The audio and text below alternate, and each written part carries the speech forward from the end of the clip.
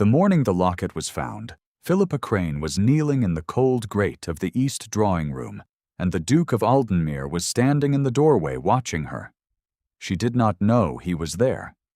She had come in at 6, before the household woke, carrying a small tin pail and her horsehair brush, because the grate had been left unswept since the memorial service 3 weeks prior, and Mrs. Good had said, without quite looking at her, that no one else seemed to want to go near that particular fireplace. Philippa had not asked why. She was not paid to ask. She was paid to keep the house in order, and the east drawing room was part of the house. And so she knelt. The ashes were cold. She worked in neat strokes, not quickly, because the dust lifted badly in quick work and settled on everything. She was perhaps 4 minutes into the task and had cleared perhaps half the grate when her brush struck something that was not ash and not cinder. Something small. Something that did not yield. She worked around it first. Professional habit. You uncovered a thing before you touched it, because you never knew what you were looking at from half beneath. When the brush had moved the last gray drift aside, she sat back on her heels and looked. A locket. Gold, or once gold. Perhaps the size of her thumbnail. Oval, with a fine chain that had partly melted and rehardened into a single crooked thread. The enamel on the face was cracked and blackened at the edges, but the center of it, protected by some alchemy of heat, held. A blue field. A small painted figure in white, arms raised, barely discernible. Philippa did not pick it up. She looked at it for a long time without picking it up, because something in her chest told her to be still, and she had learned long ago to trust that particular instruction. It was then that she heard the footstep in the doorway, and turned, and saw him. The Duke of Aldenmuir was 36 years old, and had not slept, by the evidence of his face, in some number of days that she could not calculate with precision. He wore no coat. His shirt was pulled open at the throat, his dark hair uncombed, and he stood in the frame of the east drawing-room door, with his right hand pressed flat against the plaster, as though the wall were the only fixed point in the room. His eyes were very dark. They were looking at the grate, and at the locket, and at nothing that Philippa could see. She rose. She said, "Your Grace," and stepped back, because that was what one did. He said nothing for a moment. Then he crossed the room in 3 slow strides, not looking at her at all, and crouched in the ash where she had been kneeling, and looked at the locket with the same long stillness with which she had looked at it. His hand did not move toward it. He simply looked. "Leave it," he said at last. "Yes, Your Grace." "And leave the room." She went. She told no one what she had seen. That was also professional habit, and more than habit. She had been in service long enough to know that some silences in great houses were not emptiness but weight, and that the weight fell on whoever was nearest when it shifted. Her name, before she had come to Aldenmuir Park, was not a name anyone in this county would have recognized. She had taken that name 3 years prior, since the death of her mother's cousin had left her the cousin's small debt and nothing else, and she had taken the position at Aldenmuir through an agency in Bath that did not ask unnecessary questions of women who arrived without references and with very good French. She was 24. She was paid £7 per annum and given a room at the end of the servants' corridor that had 1 window and looked out on the stable yard, and she considered herself fortunate. What she was not, though she had not told anyone this and did not intend to, was merely a housekeeper's assistant. She had been, until 3 years ago, the daughter of Sir Edmund Lockwood, of Lockwood House in Wiltshire, a man whose library had run to 400 volumes, and who had taught her Latin before he taught her French, and had died before she was 21, leaving behind £3,000 of debt and a second wife who had not waited the customary month before renegotiating the terms of every arrangement Philippa had assumed was permanent. She thought about her father rarely now.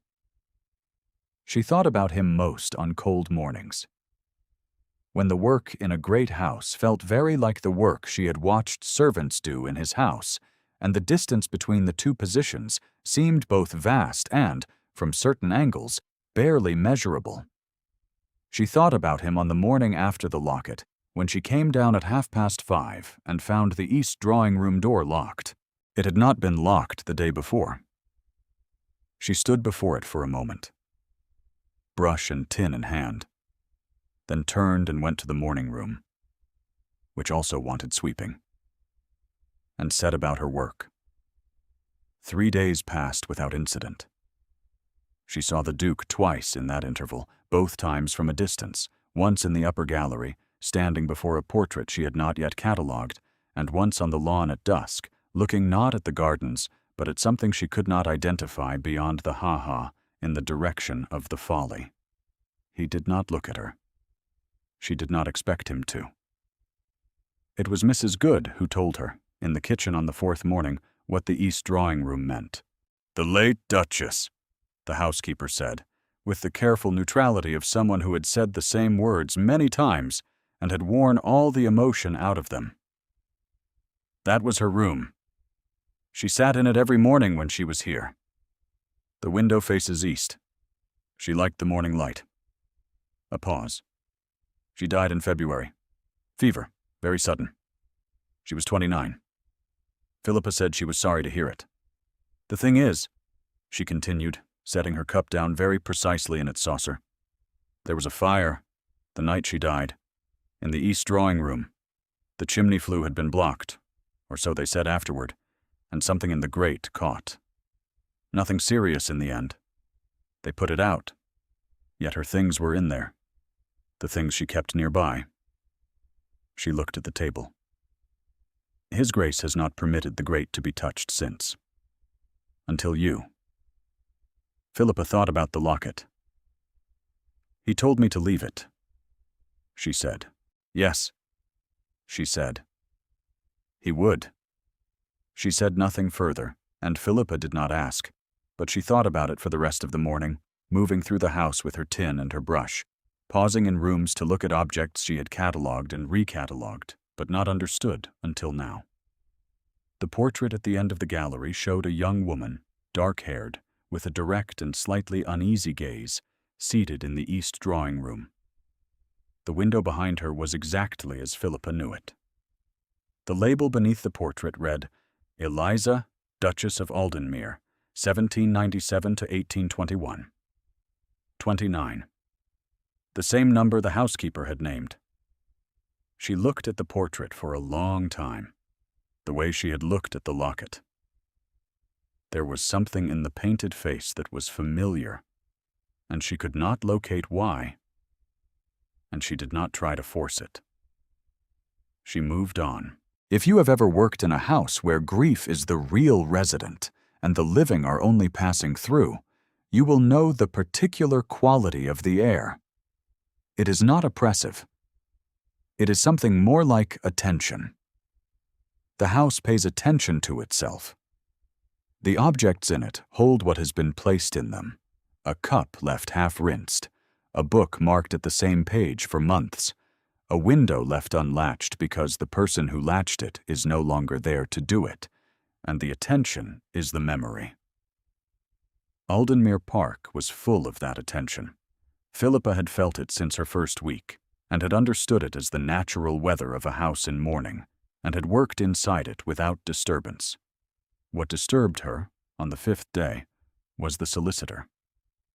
He arrived at 10:30 in a carriage that was not the house's own, and he was shown into the library by the footman before Philippa had finished dusting the mantel in the adjacent sitting room. She did not intend to listen. The door was ajar only by the width of her wrist, and she could not help the acoustics of a house built of stone. "The matter of the certificate," said a voice she did not know. "There are irregularities, Your Grace. I do not say this to cause further distress. Only that the coroner's findings have been questioned, and questioned seriously. Silence from the Duke. The cause of death recorded is fever. That is what the certificate says, and yet a physician in Bath, not the physician who attended, but a different man who treated the Duchess briefly in January, some weeks before her death, has come forward with notes that suggest a different picture. Not fever. Not the kind that kills in 3 days. Then what kind? Said the Duke. His voice was very flat. The kind, Your Grace, that does not kill at all. Another silence. Longer. Philippa set down her cloth without sound. He believes, the solicitor continued carefully, and I stress that this is conjecture, that what he observed in January was consistent with symptoms induced by a particular compound, administered gradually over some period of weeks. Symptoms that would mimic the early stages of a wasting fever and become self-fulfilling with continued administration. And the fire in the East drawing room, afterward. He wonders if there might have been something to destroy. The Duke said, "Get out of my house." A pause. Your Grace, I must press. I am not dismissing the matter. I am telling you to get out of my house until I send for you. Another pause. Slower. I need an hour. She heard the scrape of a chair. She heard the solicitor's measured departure. She heard the library door close. She stood very still in the sitting room for a long moment. Then she picked up her cloth and finished the mantle and went to her next room. She did not think about what she had heard. Not yet. She had learned, in the years since her father's death, that thinking required steadiness, and steadiness was something you earned by finishing the task in front of you, before you permitted anything else in. It was not until evening, when the house had quieted and she was sitting in the window of her room at the end of the servants' corridor, looking out at the stable yard, where one lantern still burned above the left door, that she let herself think. The locket had survived a fire that had destroyed the things the Duchess kept nearby. Lockets were not ornaments one left beside the grate. Lockets were things one kept on one's person. The locket in the grate meant the Duchess had not been wearing it when the fire was set. She sat with that for a long time. The lantern in the stable yard moved slightly in the wind, and the shadow on the cobblestones shifted with it. The locket in the grate meant the Duchess had not been in the room. She went to sleep without resolving the thought, because some things required more information than she currently possessed, and it was the habit of a disciplined mind not to arrive at conclusions before it had the evidence to support them. The next morning she was back at 5, moving through the lower corridor with her tin, and the Duke of Aldenmere was standing at the bottom of the service stairs. She stopped. He had not heard her. He was standing with one hand on the newel post, and his face turned slightly away, looking at nothing. And the quality of his stillness was the same she had seen in the East drawing room. Not the stillness of sleep, not the stillness of calm, but the stillness of a man who had been very close to moving and had not yet decided in which direction. She thought about turning back. She thought about it seriously. The corridor behind her, however, was a dead end, and she had work in the morning room. And she had found, over 3 years, that the habit of retreating from large men in bad moods was a habit that cost more than the discomfort it prevented. She said, "Good morning, Your Grace." He turned. He looked at her with an expression she could not entirely parse. Not surprise, not pleasure, but something that was not indifference either. He said, "You are up early." "The grates," she said. "There are 7 on this floor." "Miss Crane," he said. She had not known he knew her name. She did not let the surprise show on her face, though she felt it move through her, a small shift in temperature at the back of her neck. "Yes, Your Grace." "Come into the library." It was not a question. She set down her tin and followed him. The library at Aldenmere was not the largest she had worked in, for her father's had held 400 volumes against this one's 3, she estimated. But it was the most inhabited. There were marks of use on everything. A corner of the third shelf worn smooth by someone's habitual hand, an armchair pulled a foot closer to the window than the others and never put back, a small pile of papers on the desk that she had dusted around carefully for 5 weeks without rearranging. She liked it. It felt like a room where thinking still happened. He did not sit. He stood with his back to the cold fireplace and looked at her with the same dark, direct attention he had given the locket. "How long have you been in service?" 3 years, Your Grace. Before that?" A pause. "I was in Bath." "Before Bath." She said nothing for a moment. Then, because something in the question was not hostile, and because she had learned to distinguish hostile from hurting. "My father died. I found a position."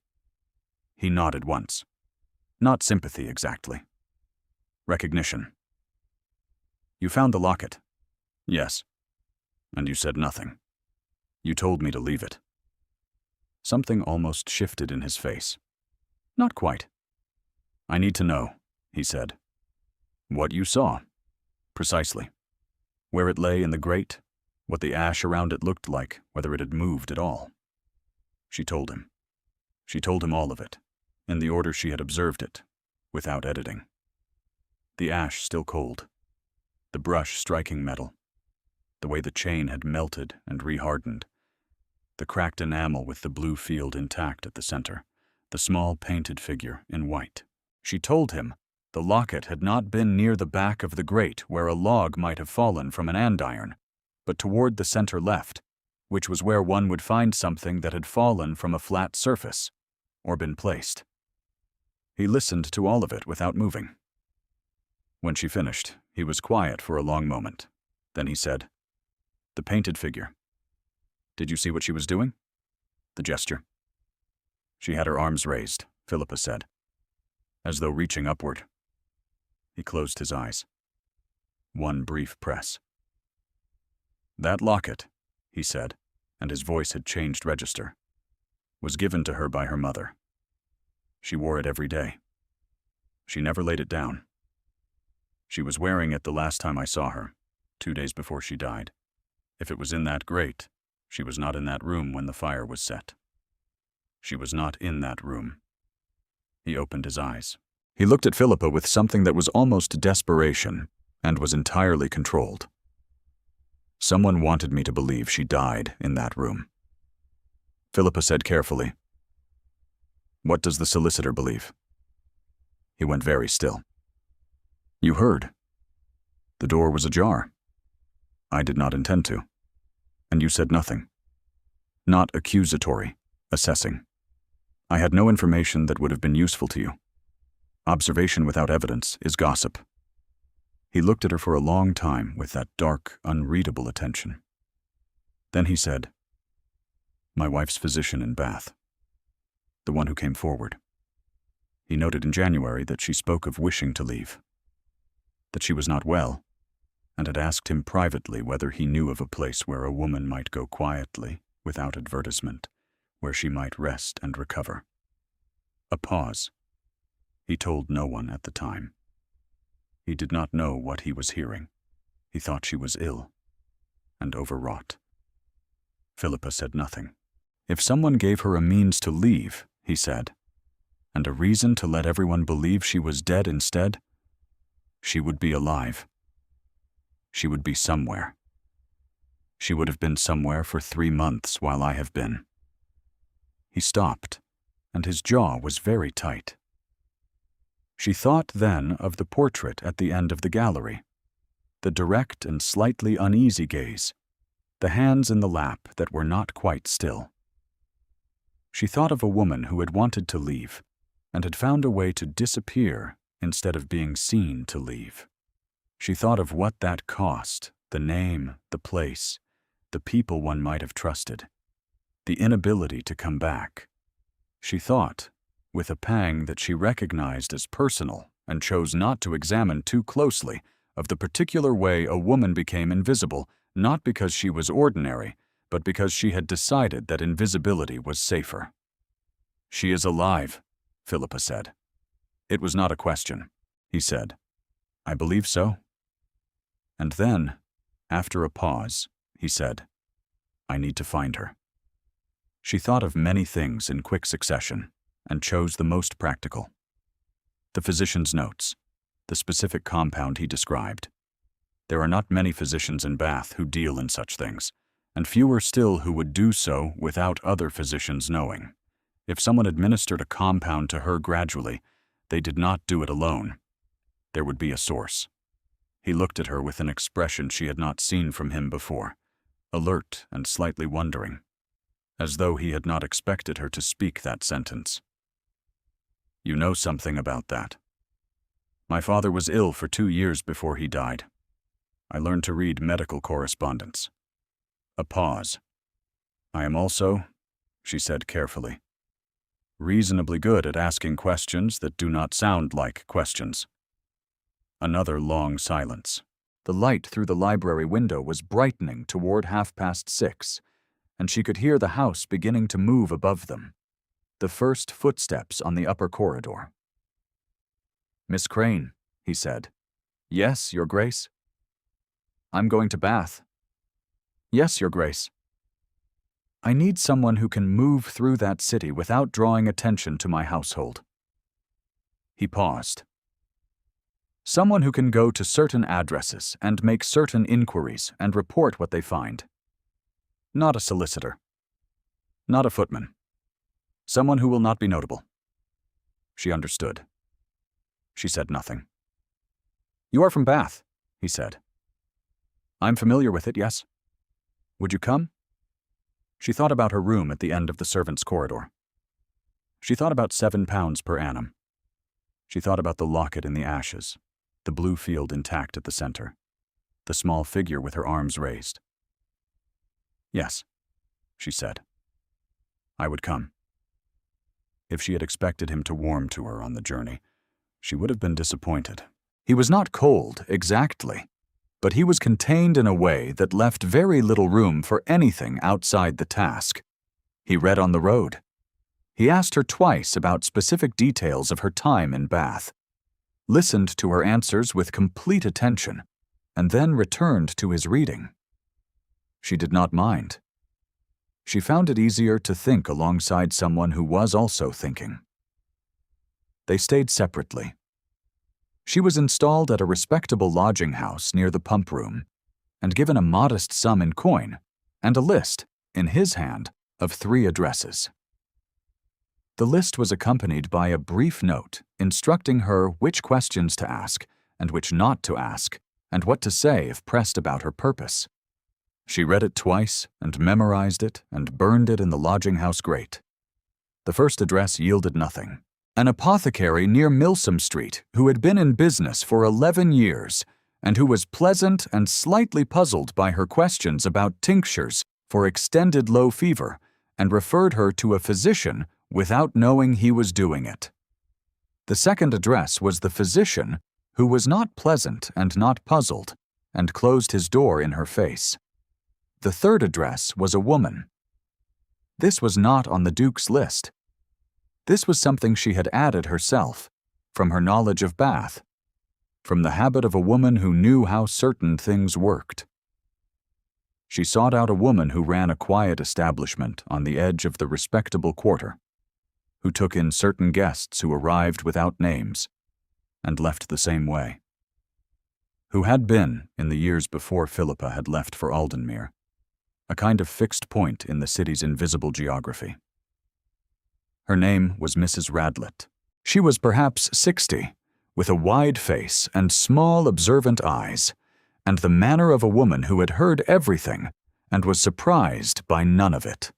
Philippa asked her, over tea, whether she had, in the past year, housed a woman who had been unwell, who might have arrived without advertisement, who might have needed some weeks of quiet.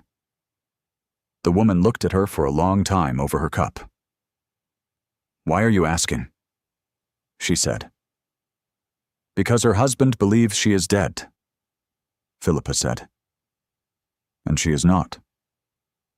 And I think you know where she is." She set down her cup. "Who sent you?" "The Duke of Aldenmere." Something shifted in the older woman's face. Not alarm, something closer to relief, or a thing that had been waiting to become relief for a long time, and had not quite been permitted.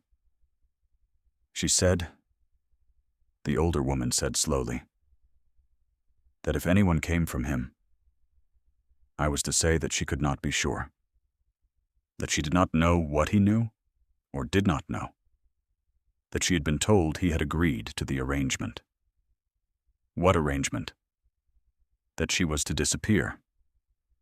She was told, by the woman who administered the compound, a woman from his household who had been there for years, that the Duke had consented, that he had arranged for her removal, that she had become inconvenient. Her voice was very steady and very dry. She was told that he wished her gone and had found a kind way to accomplish it. The room was very quiet. Philippa set down her own cup. She believed it. The woman continued. She had been frightened for months. She had been unwell, and she had not understood why, and she had gone to the physician in January because she had thought that perhaps he might help her understand. And then the compound and the fire. And she was brought here in February in a cart, barely conscious, told she was safe, told that this was what had been arranged, told that she was free now and must not go back. A pause. She has been here since. Is she well? She is better. She was very ill for some weeks. She is better now. Is she here now? The older woman looked at her for a long moment. Then she said, I will ask her. She was not gone long. When she came back, she said only, she will see you. The room upstairs was small and very clean, with a south-facing window that let in good light. The woman sitting in the chair by the window was not what Philippa had expected, though she was not sure what she had expected. She was thin. She had dark hair that had grown out unevenly and was pinned back without particular care. Her hands in her lap were still, the same not quite still of the portrait, and she was looking at Philippa with an expression that was almost the same as the one in the portrait too, direct and slightly afraid, and very controlled about the fear. She was 29 years old. She had been here for 3 months. She had believed for 3 months that her husband had sent her away. Philippa said, Your Grace. The woman said, Who are you? My name is Philippa Crane. I am from Aldenmere Park. A pause. I found your locket. Something in the thin face moved, and then stilled again. The woman said, He sent you. Yes. He is looking for me. He has been looking for you since the solicitor came, since before that. He told me, she said carefully, and as truthfully as she could, that the last time he saw you, you were wearing the locket, that it was given to you by your mother, that you never laid it down. She paused. He told me that if the locket was in the grate, you were not in the room. The woman was very still. Then she said, He did not arrange it. No, Philippa said. He did not.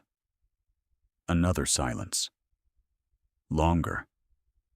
The light through the window was afternoon light, soft and slightly golden, and it fell across the woman's hands in her lap and the thin line of her jaw and the careful control of her face. The woman who brought me here, the Duchess said at last. She had been in the household for 12 years. She was a companion before I was married, a companion to the previous Duchess. She told me, and she was convincing. She knew things about him that I thought only someone close to him would know. His habits. The way he carried himself. She stopped. I was frightened, and I was ill, and I believed her. Who was she? Philippa asked.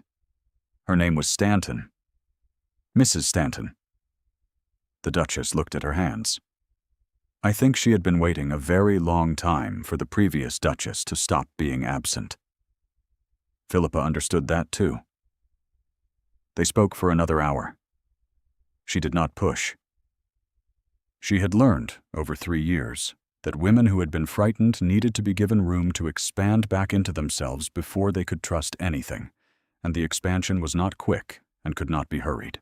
She asked questions that were practical and answerable. Whether the Duchess was well enough to travel. What did she need? What would help?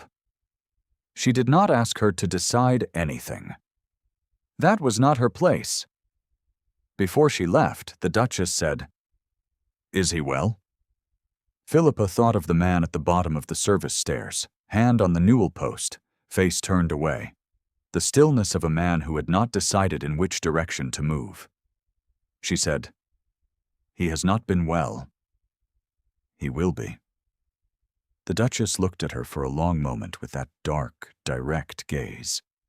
Then she said, "You speak of him as though you know him." Philippa said, "I know the house." That evening she met the Duke in the small sitting room of the hotel where he had taken rooms.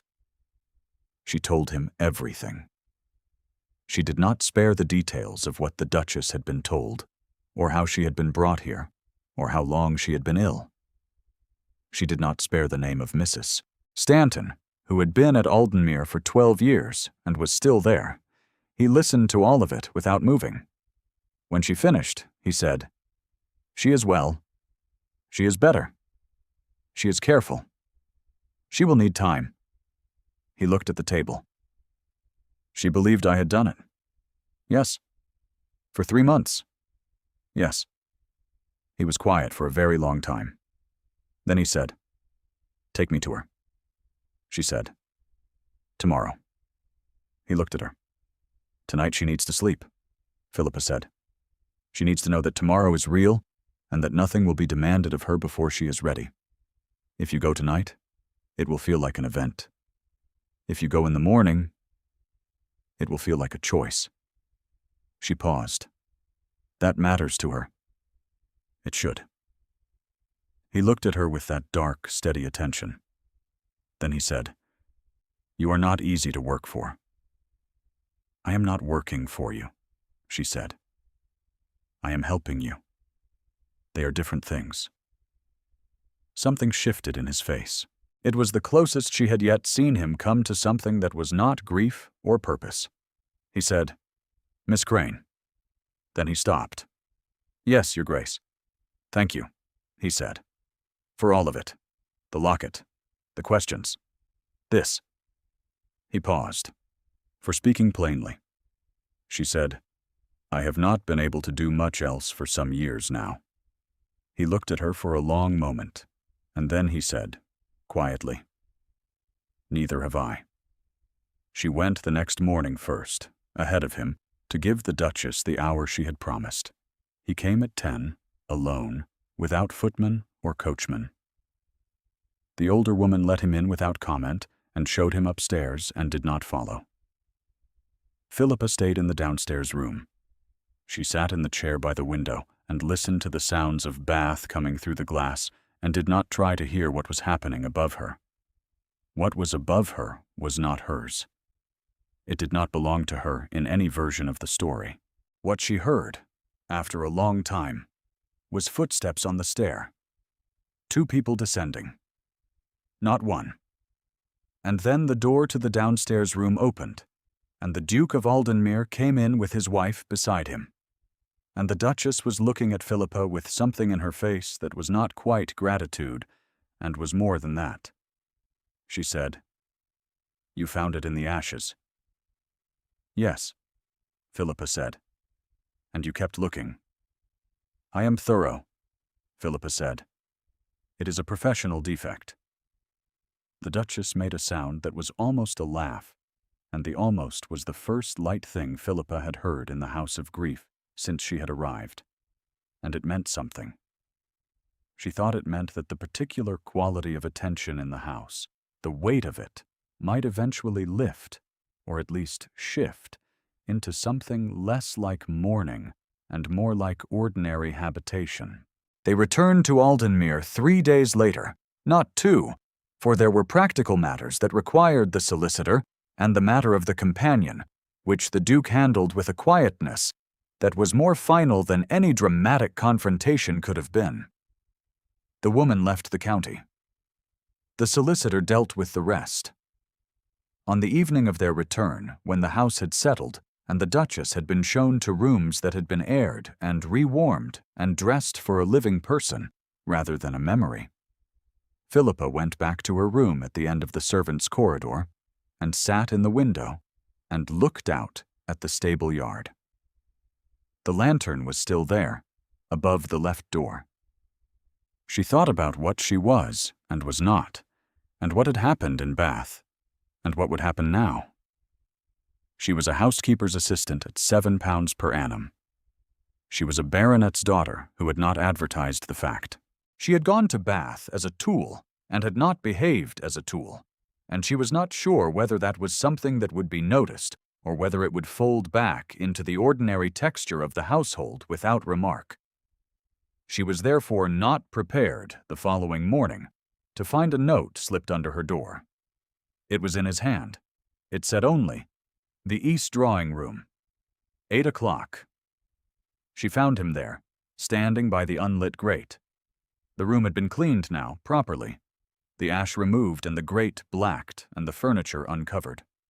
The morning light came through the east window in exactly the way she had been told it did, long and soft and very particular to this window, to this orientation, to this house. He was holding the locket. He said.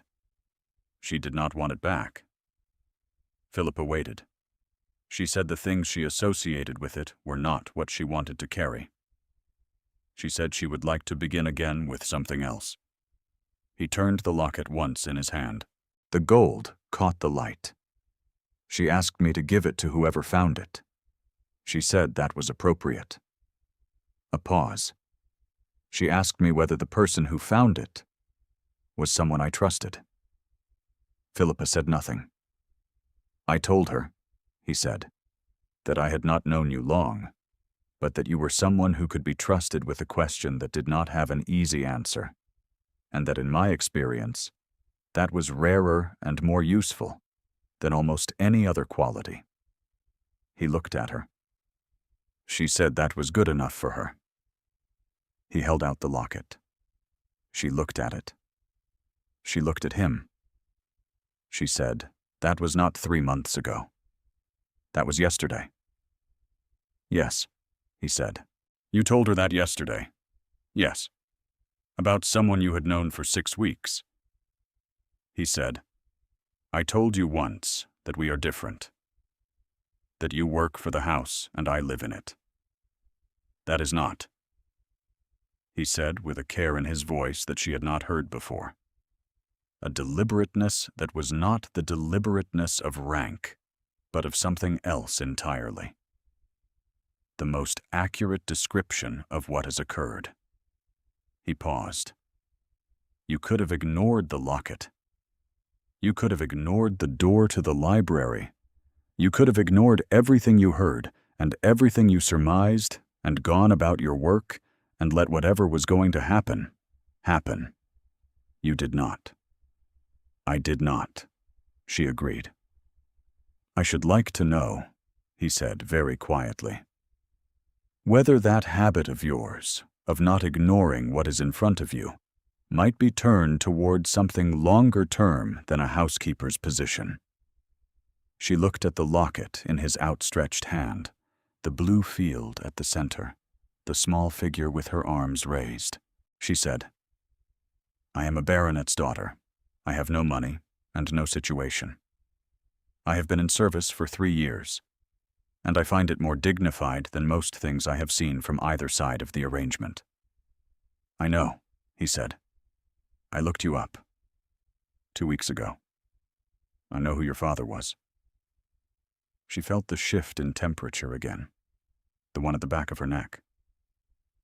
"Then you know I am not a suitable match." "I know," he said, "that you are not what anyone would call conventional.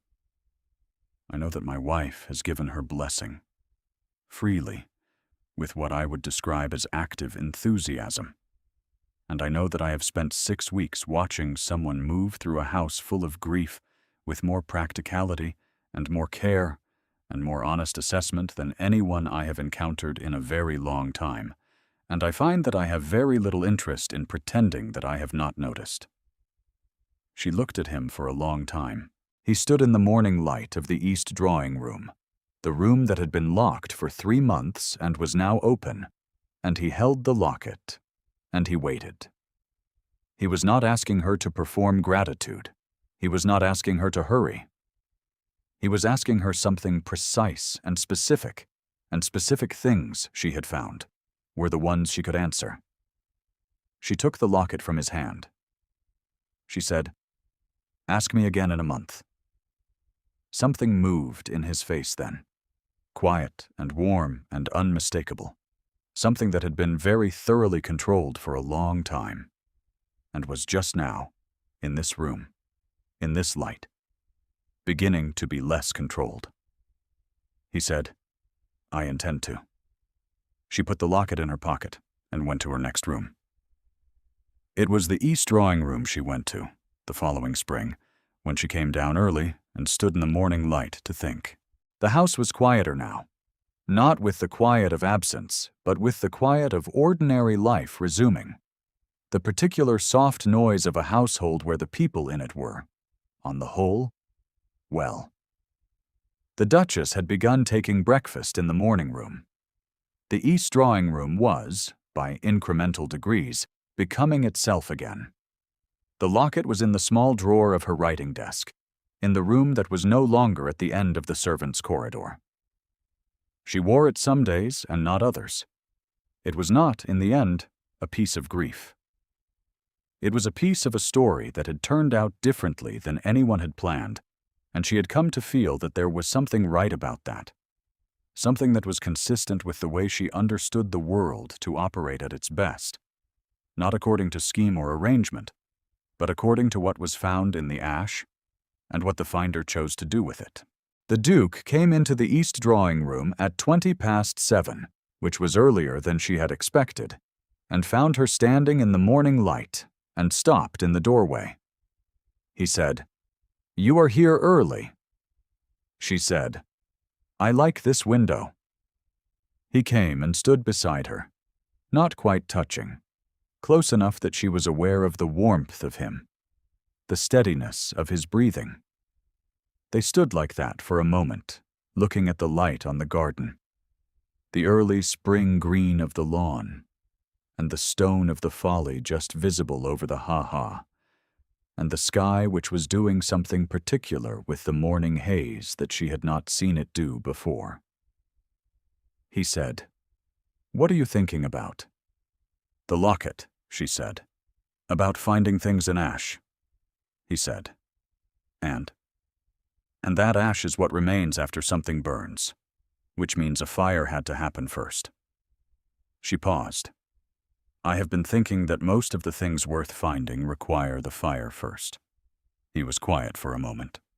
Then he said, "That is either very sensible or very bleak." "I believe it is both," she said, "simultaneously, which I have come to feel is often the case with true things." He looked at her with that dark, steady attention that she knew now was not coldness, but its opposite, an attention so complete that it had nowhere left to go except inward, and she had stopped misreading it months ago.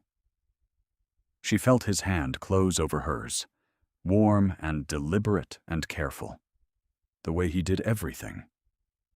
In the manner of a man who had decided and meant what he decided, and they stood together in the morning light of the east drawing room, while outside the garden came slowly alive, and the spring did what spring does, indifferent to scheme and arrangement, faithful only to its own turning. She kept the locket. She wore it most days after that. It is a small thing, and very old now, and the enamel at the edges is still cracked. The blue field at the center holds. The small figure with her arms raised is barely discernible, but if you know to look, you can see her. She is reaching for something. That is, when you consider it, the beginning of every story worth telling. If this one moved you, leave a word below. And stay close, because there are more where this came from.